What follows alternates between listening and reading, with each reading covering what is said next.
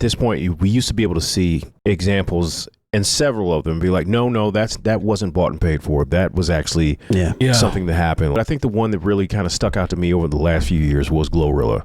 When she put out FNF, it created that song and went out in the parking lot and shot the video in the same day because it was such a slap, like the radio had to play it. You know, I don't think they really cared about the quality. It looked like it was shot on a Super 8 or a VHS or maybe even just somebody's phone. Sometimes that's what it takes.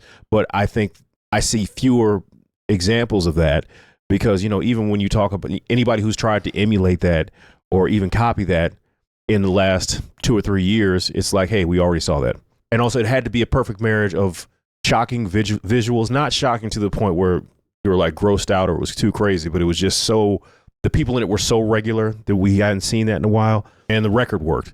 You know, I always say that that's a record that radio had to play that was not walked into the building.